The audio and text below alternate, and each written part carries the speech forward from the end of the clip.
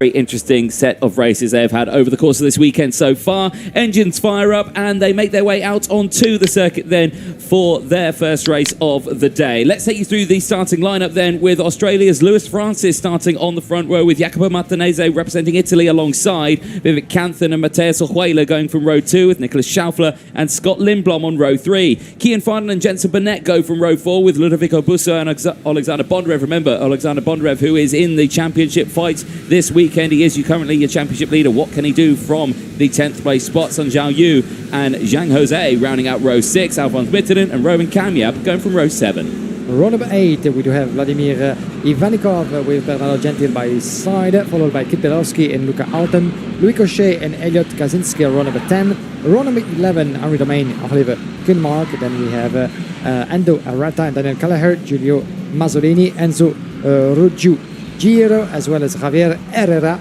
A total of 27 drivers onto this grid as well as onto the track. We do have everybody in for the information lap. 10 laps to go through for the junior category C versus E.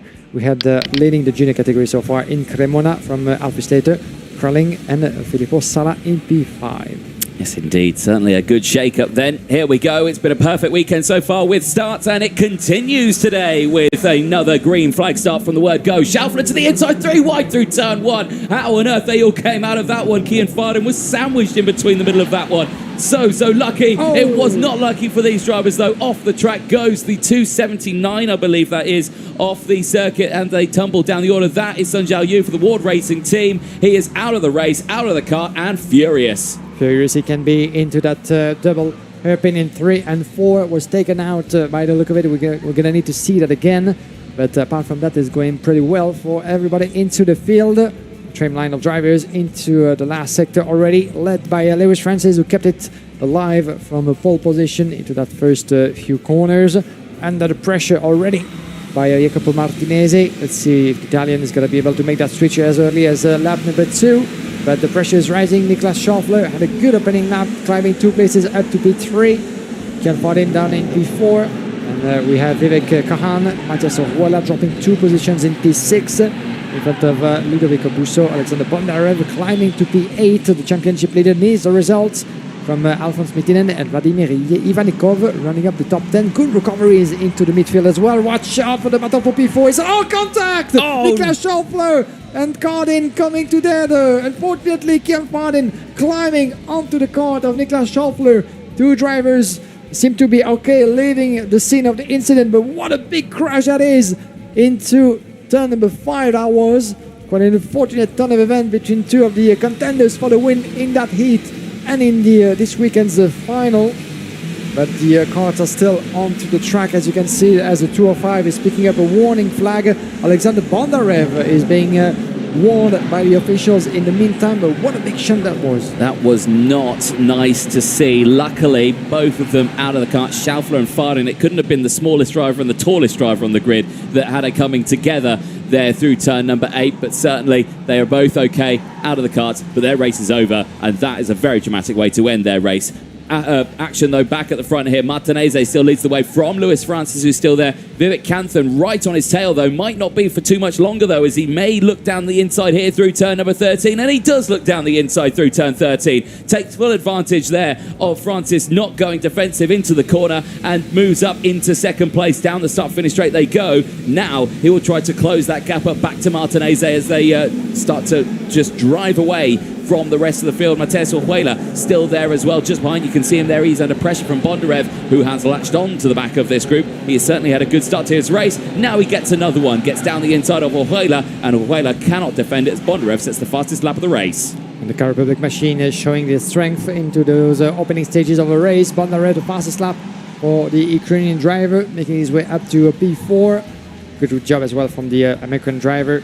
In second place, Vivek Kahan trying to chase Jacopo Martinez, taking advantage of the battles behind him to try to get himself as far as possible.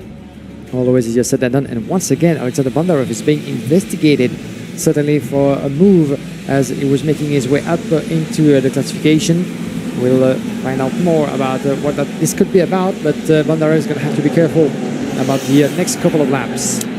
Here's a replay then of that incident between Fardin and Schaufler, and the gap just closed. Fardin was on the inside and the gap just disappeared, and right over the head there of Nicolas Schaufler, and so dramatic. Thankfully, both of them up and out of the carts, but a scary moment for the drivers. Yeah, scary it was, and quite unusual because the cornering speed was quite low into that particular corner, actually 3 and 4. So it's not really. Oh, and there's a move on the inside from Kahan on Martinez. Here's your move for the lead. And watch out, because Jacopo Martinez now finds himself under pressure from Francis. Lewis Francis on the inside. They're going to go bumper against bumper the way to turn number 1. And Francis has the inside line, but Jacopo Martinez keep on resisting and hold on to first. As further back, Alexander Bondarev is back in the fight as well and take P3 inside of turn number 3. I have never winced more in my life than that moment there. How close were those drivers through turns 1 and 2? Fantastic racing, and Martinez has come back out on top of it. Francis, though, doing exactly what he needs to do, but Vivek Kanthan certainly is impressing me over the course of this weekend. So is Bondarev. Bondarev right there now in third place is doing exactly what he needs to be doing here. This is wicked stuff between these top 5 drivers. It's just allowing everyone to close back in as well. Mateus Orjuelas goes back in as well. He certainly will be liking this. Alphonse Mittinen still there as well. He's just behind. You can see him trying to come through now in the Koski Motorsport team. He is not able to latch onto them just yet, though. Give him a couple more laps. There is only a couple of laps left into this one. Martinez, though, still controlling this race. Lap 7 out of 10, and the Car Republic drivers have to play it smart on that one because they are from the same team. As on the inside goes Kahan. The American driver is certainly not particularly happy about the turn of events. He was potentially leading that race and now finds himself in P3. So having to chase Alexander Bondarev, who is taking well advantage of all those events and moves between the drivers in the lead. Now making his way up to P2. He was only P10th on the grid, Bondarev, after that difficult qualifying of his yesterday. But Martinez, in the meantime, is not looking over his shoulder, trying to increase that gap, half of a second now on Bondarev, but the chase is on. And Vivek Kahan in third place wants to take part of it. As we enter lap number 8, the checkered flag is getting near and near. Still the same gap between Martinez and Bondarev. Kahan focusing on the Ukrainian driver just in front of him, Francis, Orjuela, Mittinen, Kamiab, Houghton, Busso and Belowski, your top 10. Coming close to the conclusion of that race. Yeah, it is nearing the end of this one, and certainly they have started to calm themselves down. I'm looking there. Look at that front bumper there on Bondarev. That was wobbling quite a substantial amount there down the back straight. He might have a nose cone penalty at the end of this one, but that will be confirmed at the end of the race. But still looking very tentative there was that front nose cone. He's still there in second place, so looking good. This is a battle further down, though, as Alphonse Mittenen's under pressure from Roman Kamiab. Kamiab sends it down the inside through turns 13, and I think he managed to make that move stick, though. Back with the battles a little further up the field, though. Still, Jacopo Martinez leads from Bondarev, Kanthan, from Francis, Orjuela, Kamiab, Horton, then it's Mittinen, then it's Busso, Belovski, and Ivanov, who are there in the top 11. Very close battle all the way throughout. And there you can see the top 11, top 12 separated by just over 5 seconds as well. That shows how close it is. And if, of course, Bondarev has got that nose cone penalty, 5 seconds would drop him down to P11 on track. So, yeah, that will not be a good result for him. Yeah, definitely not to be confirmed, though, because the positions, sometimes the flexibility of those front fairing in the start-finish straight could sometimes be misleading. Sometimes it's moved quite a bit, and maybe by the look of it, the position seems to be rather okay. To be confirmed after the race. As you can see, the classification as for now, as it stands, Martinez is taking the lead. If he keeps it together into that final lap, that would mean not only win number 2 for Martinez, but the leading position into the intermediate classification from Van Langendonk and Bondarev would make a huge jump into P3 from Kahan and Lewis Francis. But for that, you need to hold on to that position. But I think into that last lap, it's unlikely that we're going to see any other move coming our way. At this point, it's about keeping the results alive. And Jacopo Martinez has been in full control of that second part of the race. Yes, he has been. He controlled that one very, very nicely. Only a couple more corners left to negotiate, and Jacopo Martinez would be coming away with another race win. It was a second place earlier on yesterday in his first race. It was a race win in his race 2. Race 3, it's another one. He crosses the line and takes the checker flag from Alexander Bondarev. Question mark, though, on Bondarev's front bumper. And remember, he is also under investigation during that race, so it might not be over for Bondarev. That race result may change at the end. Vivek Canton, though, takes third place from Luis Francis, Mateus Orquela from Roman Kamiab, Luca Horton and Kip Bolowski from the rest of the grid. Vladimir Ivanovakov finishing in 9th place at the end of that one from Louis Cochet. Zhang Jose finishing in the top 11. Very, very close. But like you said earlier on, Jacopo Martinez now takes the lead in the intermediate classifications. 144 points from Turisan Langendonk with his 138. Alexander Bondarev currently sits with 132 in third. Again, though, that may change with this next race result. To be confirmed, of course, all the results available to you on fikarting.com. And if you're willing to follow the races live as well with the live timing, go to apextiming.com, localtiming.com as well. All those links available on the official website of the FI Karting Championship.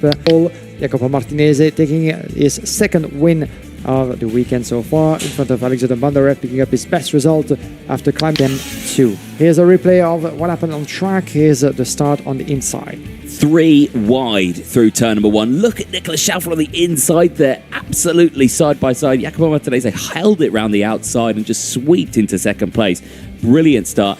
This is the moment where we lost Sun Zhao Yu, who just dropped out. The rest of the field, I think, a couple of other drivers who were involved in that one. I think that may have been Alphonse Mittinen and Giulio Mazzolini also involved in that fray. But certainly it all kicked off a little later on in the race as well, as we saw another one of the Ward drivers going a little bit wide. I think that was Endo Arata who went slightly wide. There would be drama all the way throughout this race. This was one of the biggest dramatic moments here, as down the inside went Kian fired it on Nicolas Schaufler, and it just all went wrong. And it's such a scary moment for these two drivers, but I think thankfully both of them were okay. That was through turn 8 of the circuit in the early stages of the race. Not nice to see.